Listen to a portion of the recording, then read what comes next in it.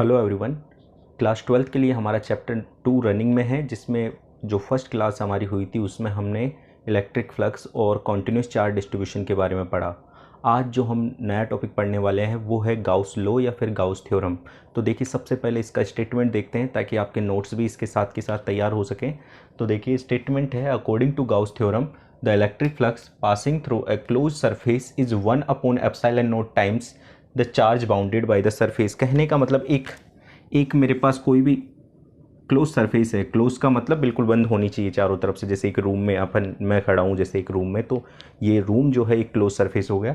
तो इससे जो टोटल फ्लक्स लिंक होगा फाई, इलेक्ट्रिक फ्लक्स है तो यहाँ पे ई भी यूज़ कर सकते हैं अपन। तो फाई टोटल जो यहाँ पे लिंक होगा वो होगा summation Q upon epsilon not के। बिल्कुल सिंपल। इसमें समेशन क्यू जो यूज़ किया गया है, मान लीजिए Q1 चार्ज है, यहाँ Q2 चार्ज है, यहाँ Q3 चार्ज है, तो जितने भी चार्जेस हैं उन सबका एल्जेब्रिक सम करो डिवाइड बाय एप्सिलॉन नॉट। हमें पता है, हम इसी चीज़ को ऐसे भी लिख सकते हैं, phi E equal to integration of E dot D A we know equal to summation Q upon epsilon naught. ठीक है ना। यहाँ पे कई बार ये साइन भी यूज़ किया जाता है, ज़रूरत हो तो करो, नहीं तो कोई दिक्कत नहीं है। बाकी इसका मतलब होता है कि क्लोज सरफेस के लिए एप्लीकेबल है। ठीक है ना। हमें पता है कि एप्सिलॉन नॉट को मैं लिख सकता हूँ 1/4 पाई के। तो फाई ई को 4 पाई के इंटू समेशन क्यू भी लिखा जा सकता है। तो ये गाउस लॉ का ही एक सेकेंड फॉर्म हो गया, जैसे ये दोनों ये थे, है ना। तो सिंपल क्या है गाउस लॉ कि किसी भी क्लोज सरफेस की बात करें अपन, तो उस क्लोज सरफेस से लिंक जो टोटल फ्लक्स होगा उस क्लोज सरफेस में जो बाउंडेड चार्ज है वो divide by permittivity of vacuum, यानी कि चार्ज और परमिटिविटी ऑफ वैक्यूम के रेशियो के इक्वल होगा। ठीक है ना। तो हमने गाउस लॉ पढ़ी। गाउस लॉ होती है phi E equal to integration of E dot D A equal to summation Q upon epsilon naught. अब जब हम गाउस लॉ को किसी भी डेरिवेशन में, किसी भी न्यूमेरिकल में अप्लाई करेंगे तो उसके लिए हमें कुछ एक स्पेशल पॉइंट्स ध्यान रखने हैं। तो पॉइंट्स हैं, पहली बात, summation Q equal to algebraic sum of all charges bounded in close surface. कहने का मतलब, आप जब कोई क्लोज सरफेस, मान लीजिए ये क्लोज सरफेस आपने अज्यूम करी है, यहाँ पे Q1 Q2 और ऐसे ही करके Qn चार्जेस हैं, तो समेशन क्यू का मतलब क्या है, इन सब का एल्जेब्रिक सम करना है, पॉजिटिव को पॉजिटिव और नेगेटिव को नेगेटिव प्लेस करना है। ठीक है। दूसरी बात, flux leaving the surface is taken as positive. जो फ्लक्स इसको छोड़ के जाएगा उसको पॉजिटिव लेंगे, while flux entering to the surface is taken as negative. ठीक है। The surface chosen to apply Gauss theorem is called Gaussian surface. ये जो सरफेस है, आपने कैसी भी सरफेस ली है यहाँ पे गाउस लॉ या गाउस थ्योरम अप्लाई करने के लिए, तो उसको बोला जाता है गाउशियन सरफेस।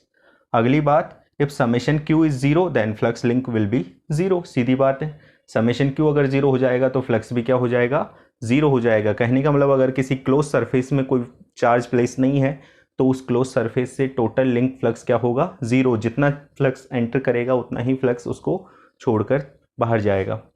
और लास्ट टॉपिक है इसमें, Gauss law is applicable only for those vector fields which follows inverse square law. Gauss law को जब आप अप्लाई करेंगे तो केवल उन्हीं फील्ड्स के लिए अप्लाई कर सकते हैं जो इनवर्स स्क्वायर लॉ को, यानी कि ऐसे फील्ड जो डायरेक्टली प्रोपोर्शनल हो 1/r² के, तो उन्हीं फील्ड्स के लिए गाउस लॉ केवल एप्लीकेबल होगी। तो देखो बच्चों, अब गाउस लॉ को और थोड़ा ढंग से समझने के लिए हम एक न्यूमेरिकल करते हैं। ये न्यूमेरिकल हमारी टेक्स्ट बुक का एक्सरसाइज का न्यूमेरिकल नंबर 6 है। और क्वेश्चन क्या बोल रहा है, सबसे पहले ये देखेंगे। In a figure a charge of 10 microcoulomb is placed just 5 centimeter above the center of a square of side 10 centimeter। आगे बोल रहा है what would be the electric flux passing through the square। एक स्क्वायर है जिसकी side 10 centimetre है और इसके सेंटर से 5 सेंटीमीटर हाइट पे एक पॉइंट P है जिस पे 10 माइक्रोकूलम का चार्ज प्लेस किया गया है। अब क्वेश्चन ये पूछ रहा है कि इस स्क्वायर से इस फ्लक्स का इसका जो जितना भी फ्लक्स बनेगा उसका कितना पार्ट या कितना फ्लक्स जो है स्क्वायर ABCD से पास होगा या लिंक होगा। तो इसको समझने के लिए हमें क्या करना पड़ेगा, गाउस लॉ लगानी पड़ेगी। अब गाउस लॉ लगाने के लिए आपको पता है कि हमें पता है गाउस लॉ से फ्लक्स जो आता है phi equal to summation Q upon epsilon naught, लेकिन ये तब जब चार्ज एनक्लोज हो, किसी क्लोज सरफेस में हो, लेकिन यहाँ पे ये क्लोज सरफेस नहीं है। इस क्लोज सरफेस को समझने के लिए आप इस कॉन्सेप्ट को देखिए। मेरे पास ये एक स्क्वायर है, इस स्क्वायर के सेंटर से 5 सेंटीमीटर हाइट पे है।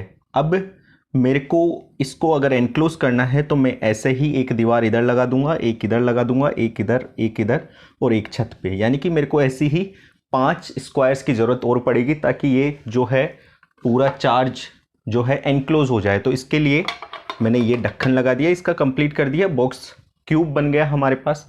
अब इसके सेंटर पे जो है ये जो चार्ज 10 माइक्रोकूलम का प्लेस है, तो कहने का मतलब phi equal to summation Q upon epsilon naught लगा दूंगा मैं, तो मेरे पास इस पूरे क्यूब से लिंक जो है टोटल फ्लक्स आ जाएगा।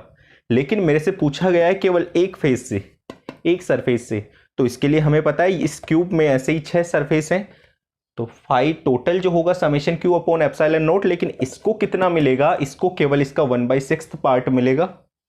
तो फाई डैश इक्वल टू हो जाएगा फाई टोटल अपॉन 6। अब फाई टोटल की वैल्यू क्या थी, summation Q upon epsilon note, और उसका 1/6 पार्ट और हो जाएगा। तो फाई डैश की वैल्यू रखेंगे समेशन क्यू की 10 माइक्रोकूलम, 10 इंटू 10⁻⁻⁶, 6 अपनी जगह, एप्सिलॉन नोट 8.854 इंटू 10⁻⁻12। इन सारी वैल्यूज को सोल्व करता हूं तो ये आता है 1.88 इंटू 10⁻5 वोल्ट इंटू मीटर। तो ये आज की हमारी क्लास रही जिसमें हमने गाउस लॉ पढ़ी, गाउस लॉ को अप्लाई करने के लिए कुछ स्पेशल पॉइंट्स देखे और एक न्यूमेरिकल की हेल्प से गाउस लॉ को समझा। अब जो हमारी नेक्स्ट क्लास होगी उसमें हम गाउस लॉ की एप्लीकेशंस पढ़ेंगे, ठीक है।